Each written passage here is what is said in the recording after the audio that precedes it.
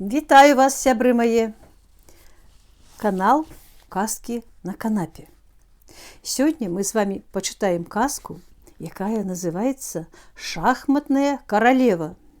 Напісала гэту казку беларуская, прыгожая, маладая пісьменніца Кацярына Хадасевіч-Лісавая. Уключана гэта казка ў зборнік «Загадка прынцэсы Агнесы». У гэтым зборніку 3 казкі, але яны аб'яднаны адной тэмай шахмат. Вось у мяне сёння ў гасцях шахматныя фігуры. Праўда, мае фігуры прыехалі з Кіева, таму яны некалькі адрозніваюцца ад звычайных шахмат, но тым не менш. У гэтай гісторыі, якую я буду вам чытаць, шахматныя каралевы дапамагаюць героям, скажем так, знайсці сваё месца ў жыцці, дапамагаюць ім. І, калі ласка, слухаем казку. Гэта гісторыя адбылася многа-многа вякоў назад. Можа б, ніхто пра яе не даведаўся, але цёплы ветрык паўднёвы нашаптаў гэту казку нашай пісьменніцы Кацярыне. А яна запісала яе ў свой нататнік пад цудоўнай абгорткай і таму расказала яе нам. Праз адно княства, якое ў старажытныя часы існавала непадалёк адсюль, ехаў кароль з далёкай краіны. Казалі, той кароль быў казачна багаты, але нешчасны. І нешта такое было ў яго, чаму ён шукаў нешта ў жыцці, у сваіх вандроўках, але ніяк не мог знайсці. Кароль ехаў у залатой карэце, а за ім бясконцай чарадой цягнуліся вазы, у якіх слугі везлі розныя рэчы ды куфры з золатам і каштоўнасцямі. Вось у тым княстве, пра якое ўжо згадвалася, і спыніўся заможны вандроўнік. Кароль толькі месца паказаў, і кінуліся слугі гаспадару жытло рыхтаваць. Дываны мяккія паслалі, мэблю паставілі, вячэру згатавалі. Адпачыў кароль, а раніцай у горад пайшоў. Ходзіць па кірмашовай плошчы, прыглядаецца. А гандляры адзін перад адным багатаму пакупніку свае тавары нахвальваюць. Ды толькі той адмоўна хістае галавой, бо ў яго ж усё ёсць. Ну, з такім пакупніком нічога не заробіш, махнуў рукой каваль, які прапаноўваў свае дыхтоўныя вырабы. Чаму ж не заробіш? Усміхнуўся кароль. Кожны з вас можа атрымаць залатую манету, ці нават больш. Усе сцішыліся, прыслухоўваюцца, як гэта золата можна зарабіць. Прапаную любому юнаку прыйсці ў мой палац ля ракі і згуляць у цікавую гульню. Хто прайграе, адну манету атрымае і сыходзіць, а хто выйграе, возьме 2 і зноў спрабуе гуляць. 10 хлапцам, тым, хто згуляе лепш за астатніх, я прапаную атрымаць вялікую каштоўнасць. Каму яна дастанецца, той будзе багаты і шчаслівы на ўсё жыццё. Ці трэба ж казаць, што да каралеўскага палаца шатра сышліся ўсе юнакі таго горада. Ну і каваль выправіўся паглядзець, што там за гульня такая у караля вандроўніка. Прыйшоў ён апошнім, стаў з краю, назірае, як сотням гульцоў, ахвочых да золата, кароль умовы гульні тлумачыць. Загадаў хлопцам сесці падвое. Уладкаваліся прама на траве ўздоўж рэчкі. Слугі кожнай пары гульцоў прынеслі скрыні і паклалі чорна-белымі клеткамі ўверх. На дошкі роўнымі радамі паставілі драўляныя фігуры. Ну, пра шахматы ў гэтым горадзе ведалі, нават нехта гуляць спрабаваў. Вось і каваль наш знаёмы, умеў, ды толькі не збіраўся абяцаныя каралём манеты вось так атрымліваць. Быў з маленства, прывучаны да працы і прывучаны працай грошы зарабляць, а не гульнёй. «Сядай, каваль, зарабіць зможаш», – запрасіў яго кароль. «Я кавальскай працаю зарабляць звык. Дзякуй, ваша вялікасць», – адказаў юнак і пакланіўся каралю. Кароль плячыма паціснуў і пачаў тлумачыць правілы гульні тым, хто іх не ведаў.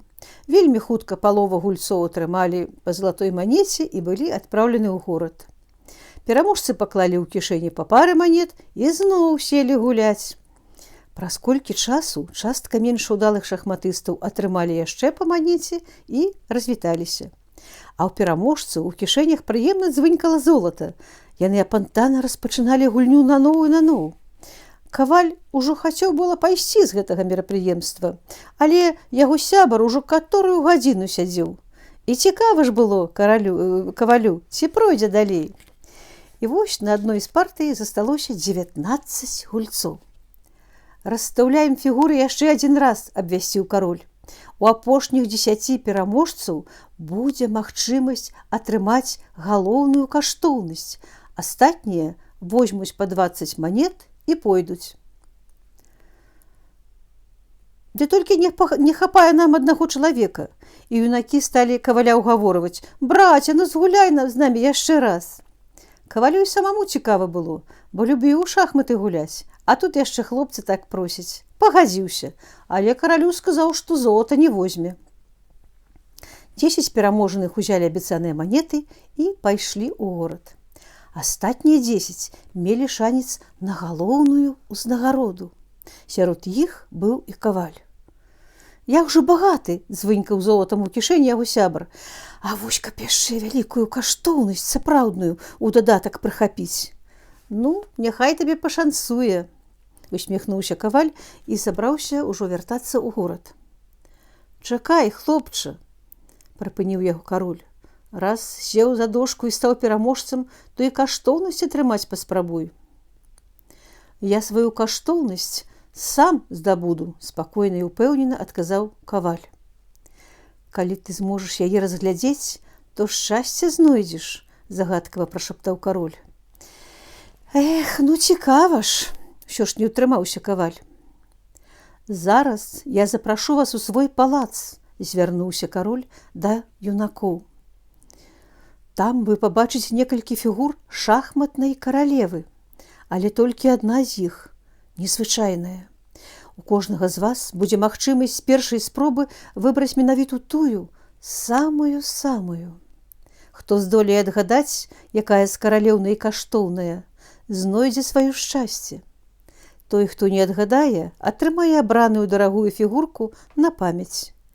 «Ой-ой-ой, хто ж першы пойдзе выбіраць?» – устрывожыліся юнакі. «У таго ж заўсёды шансаў больш». Каваль адразу сказаў, што будзе апошнім. Кароль увайшоў у пакой і загадаў заходзіць па чарзе. І вось першы юнак схаваўся за цяжкай аксамітавай фіранкай, якая закрывала ўваход. «Ну, выбірай сваю каралеву», – абвясціў кароль. Некалькі хвілін было ціха, а потым юнак выйшаў. «Дыямантавая, яна моя!» Яго вочы зіхацелі хваравітым агнём. Кароль сказаў: «Не тая, ну хай сабе не тая, але самая дарагая. Я багаты. І ён паспяшаўся ў горад, каб усім паказаць сваё шчасце. Другі юнак, сябар каваля, выбег з рубінавай шахматнай каралевай. «О, якая дасканаласць! Яна зроблена з вялікага рубіна, філігранная праца ювеліра». У трэцяга была сапфіравая фігурка шахматнай каралевы, у чацвёртага смарагдавая, у пятага александрытавая, у шостага турмалінавая, у сёмага тапазавая, у восьмага жадаітавая, у дзявятага жамчужная. Каваль з трывогай назіраў, якімі прагнымі станавіліся вочы ў юнакоў. Ім падабаецца валодаць багаццем. І вось надышла яго чарга. Юнак нетаропка падышоў да аксамітавай фіранкі, адхінуў яе і зрабіў некалькі крокаў. А што ж было далей у гэтай гісторыі, мы даведаемся з вамі у наступны раз. Дзякую вам за ўвагу і чакаю вас на маім канале «Казкі на канапе». Дзякую.